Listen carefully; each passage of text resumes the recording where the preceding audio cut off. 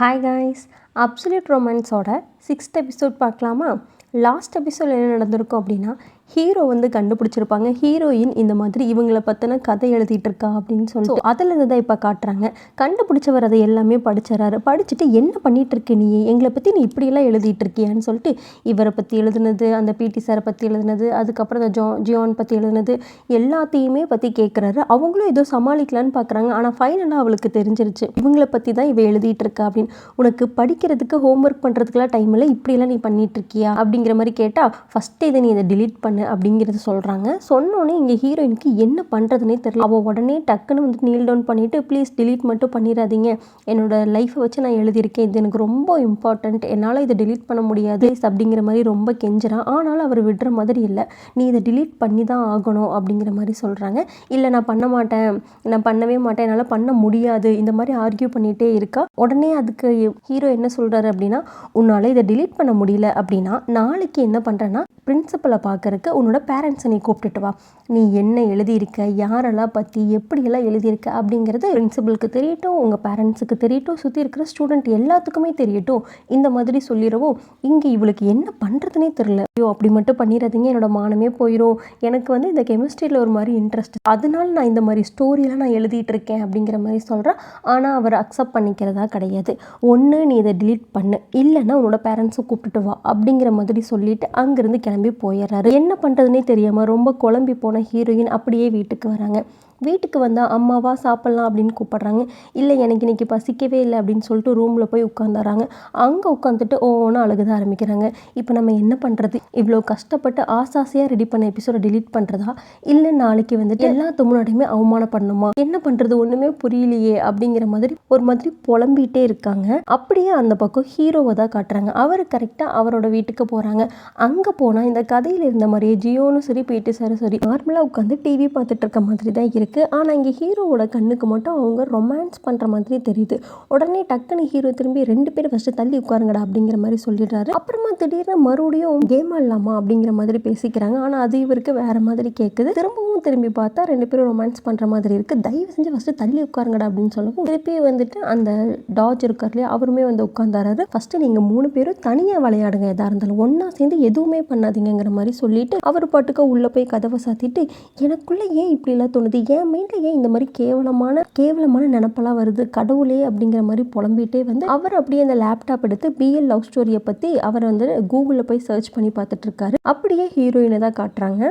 ஒரு பக்கமாக வந்துட்டு ஹீரோனோட ஃப்ரெண்ட்ஸ் இருக்காங்க இல்லையா, அவங்க வந்து நீ இவ்வளோ கேவலமான ஆளா, அன்னைக்கே நான் உன்கிட்ட சொன்னேன்ல இந்த மாதிரி பிஎல் லவ் ஸ்டோரி எழுதுறதெல்லாம் வேஸ்ட்டுன்னு சொல்லிட்டு, நீ என்னன்னா இதைத்தான் இவ்வளோ நல்லா மறைச்சி வச்சு இதெல்லாம் பண்ணிகிட்டு இருந்தியா, கூடவே இருந்து இப்படியெல்லாம் பண்ணிட்டு இருக்கியா, டிஸ்கஸ்டிங் அப்படிங்கிற மாதிரி ஆளாளுக்கு ஒன்று சொல்லிட்டு இருக்காங்க. இன்னொரு பக்கத்தில் வந்துட்டு ஹீரோனோட அம்மா வராங்க. அவங்க வந்து இவ்வளோ கேவலமான வேலையை பண்ணினது என்னோட பிள்ளையா, இனிமேல் எனக்கு பிள்ளையே இல்லடிங்கிற மாதிரி சொல்லிட்டு போகிறாங்க. ஒரு பக்கமாக வந்து இந்த டாஜு ஜியோனு இவங்க எல்லாருமே வந்துட்டு ஹீரோயினுக்கு பிடிச்சி திட்டுற மாதிரி இருக்குது. நீ எப்படி எங்களை பற்றி இப்படியெல்லாம் எழுதலை, இது எவ்வளோ பெரிய க்ரைம் தெரியுமா, எங்களை பற்றியே நீ எழுதியிருக்க, இதுக்கெல்லாம் உனக்கு பயங்கரமான தண்டனை தான் கிடைக்கணும் அப்படிங்கிற மாதிரி பேசிகிட்டே இருக்காங்க. அப்புறம் இவங்க அப்பா ஒரு பக்கமாக போய் என்னோட பொண்ணு தப்பு பண்ணல அப்படின்னு சொல்லிட்டு இவளுக்கு ஏற்ற மாதிரி வாதாடுற மாதிரி இருக்குது. டக்குன்னு வந்து ஹீரோவோட 4 ஃப்ரெண்ட்ஸ் இருக்காங்க இல்லையா, அப்படியே இவளை கைத்தாங்க கூட்டிகிட்டு போயிடுறாங்க. இவ்வளோ பெரிய க்ரைமாக பண்ணினவன் இதுக்கப்புறமா இதை பண்ணிடவே கூடாது, உனக்கு அதுக்கான பெரிய பனிஷ்மெண்ட்டு தான் கிடைக்கணும், இப்படி ஒரு கதையை எழுதனோட கை இருக்கவே கூடாதுன்னு சொல்லிட்டு ஆளுக்களோட கையை கால்னு பிடிச்சிக்கிறாங்க. அப்படியே கையை எடுத்து வச்சா யாருடா அதுன்னு பார்த்தா ஹீரோ பெரிய சுத்தியெல்லாம் எடுத்து இந்த கை தானே இப்படியெல்லாம் எழுதிச்சு, இது இருக்கவே கூடாதுன்னு சொல்லிட்டு ஒரே போடுறாப்புல. அப்படியே பயந்து கண்ணை முழிச்சா இது அத்தனையுமே கனவு. இப்படி ஹீரோ சொல்லிட்டு போனதை பற்றியே யோசிச்சுட்டு மண்டையெல்லாம் குழம்பி போய் அப்படியே அந்த நைட்டு வந்து போயிடுது. அடுத்த நாள் காலையில் விடியுது. மறுபடியும் ஸ்கூலுக்கு வராங்க. ரொம்பவுமே தயங்கி தான் வராங்க. ஐயோ போனால் என்ன பண்ணுவாரோ ஏது பண்ணுவாரோன்னு யோசிச்சுட்டே வந்தவங்களுக்கு கரெக்டாக ஹீரோ பார்த்து கூப்பிட்டு உட்கார வச்சுறாரு. உட்கார வச்சுட்டு அதை பற்றி பேசலாம் அப்படின்னு சொல்லிட்டு ஆரம்பிக்கிறாங்க. ஹீரோயின் தான் ஃபஸ்ட்டு ஸ்டார்ட் பண்ணுறாங்க. அவங்களே வந்து சொல்லிடுறாங்க, இந்த மாதிரி நான் ஒரு நாவல் எழுதிட்டு இருக்கேன், எனக்கு அதில் ரொம்ப இன்ட்ரெஸ்ட்டு, நான் இவ்வளோ அப்லோட் பண்ணியிருக்கேன், இது மூலமாக வந்துட்டு இவ்வளோ வியூஸ் போயிருக்கு, நல்ல ரெஸ்பான்ஸ் இருக்குது, ஸோ என்னால் இதை டிலீட் பண்ண முடியாது, இந்த மாதிரி அவங்க சைடில் இருக்க ஒரு ப்ளஸ் தான் ஒன்றுத்தையும் ஃபுல்லாக சொல்லிகிட்டே இருக்காங்க. என்னால் கண்டிப்பாக டிலீட் பண்ண முடியாது அப்படிங்கிறத அவங்க சொல்கிறாங்க.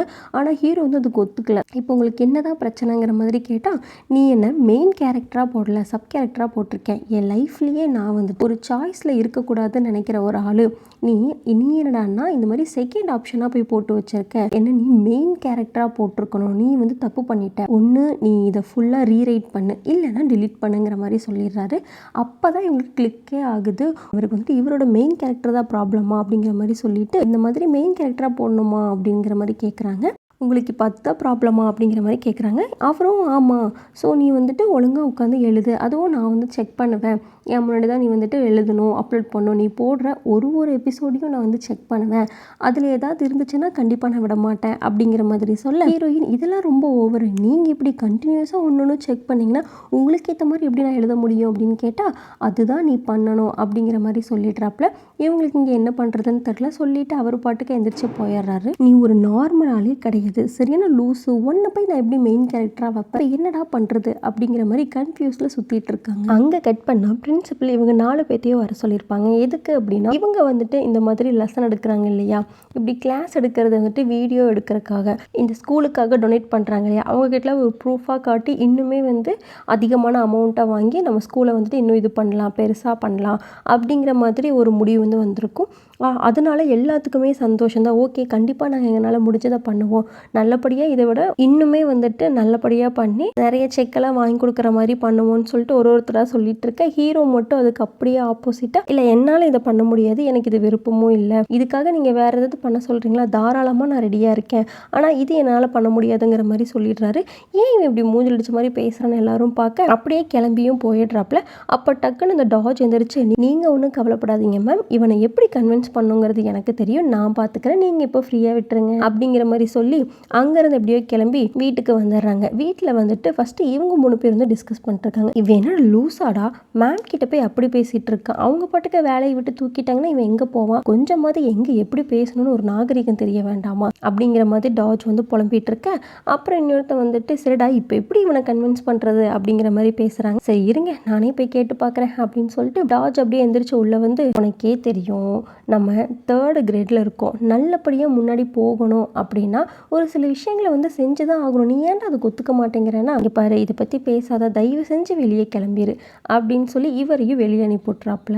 லேப்டாப் ஓப்பன் பண்ணி அதில் ஹீரோயினோட அந்த நாவலுக்கு வந்து கமெண்ட்ஸ் எல்லாம் வந்து பார்த்துட்ருக்காரு. அதே சமயம் தான் ஹீரோயினும் அதே தான் பார்த்துட்ருப்பாங்க. அதில் எல்லாரும் நெக்ஸ்ட் எபிசோட் எப்போ தான் போடுவீங்க அப்படிங்கிற மாதிரி கேட்டுட்ருப்பாங்க. ஆனால் ஹீரோயினுக்கு ஆல்ரெடி இவன் வேறு வாட்ச் பண்ணிட்டு இருக்கானே, நம்மளால் எப்படி ஃப்ரீயாக எழுத முடியும், எப்படி நம்ம ஃப்ளர்ட் பண்ணுற மாதிரிலாம் எழுதுறது அப்படிங்கிற மாதிரி குழம்பி போய் உட்காந்துட்டு இருக்காங்க.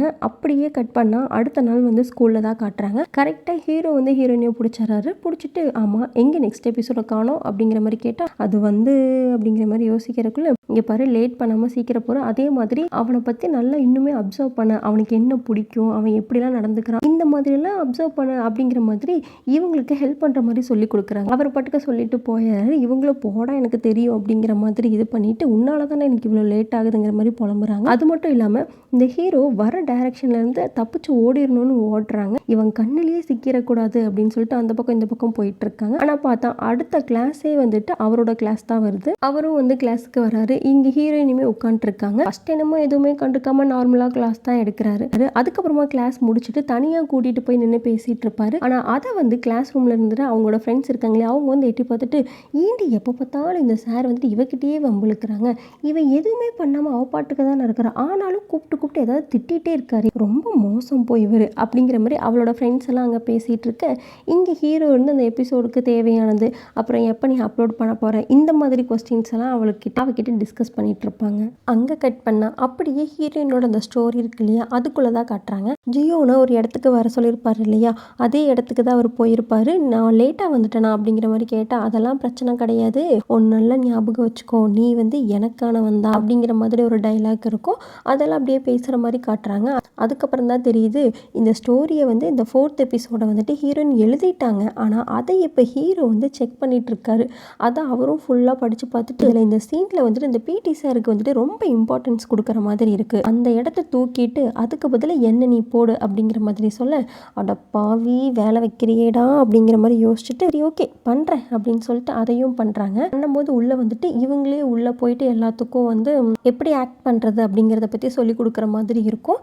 அப்படியே ஒன்றும் நீங்கள் இதை பண்ணுங்க, நீங்கள் இதை மட்டும் பண்ணால் போதும் அப்படிங்கிற மாதிரி சொல்லுவாங்க. ஹீரோ கிட்டேயும் போயிட்டு இந்த மாதிரி இது அத்தனை சேஞ்சஸும் ஒரு ஆளுக்காக தான் பண்ணியிருக்கேன், ஒழுங்காக நீ பண்ணிடு அப்படிங்கிற மாதிரி ஹீரோ கிட்டேயும் திட்டுற மாதிரி இருக்கும். அதுக்கப்புறமா இவங்க அந்த சேஞ்சஸ் எல்லாம் பண்ணி முடிச்சோன்னே இங்கே ரியலில் வந்துட்டு ஹீரோ அதெல்லாம் பார்த்துட்டு ஓகே மச் பெட்டர் அப்படிங்கிற மாதிரி 2 கிளாப் கொடுத்துட்டு அவர் பாட்டுக்கு எந்திரிச்சு போயிடுறாரு. அப்புறம் என்ன அப்பாடா ஒரு வழியாக நான் முடிச்சிட்டேன் அப்படின்னு சொல்லிட்டு ஹீரோயின் அந்த 4th எபிசோடையுமே வந்துட்டு அப்லோட் பண்ணுறாங்க. அப்லோட் பண்ணிட்டு பார்த்தா டக்கு டக்கு டக்குன்னு சொல்லிட்டு அப்படியே கமெண்ட்ஸாக வருது. ஒரு மாதிரி பயங்கரமான சந்தோஷம். இப்படியே இந்த 6th எபிசோடு இங்கே முடியுது. இனி நெக்ஸ்ட் எபிசோடில் பார்க்கலாம். டாட்டா பாய்.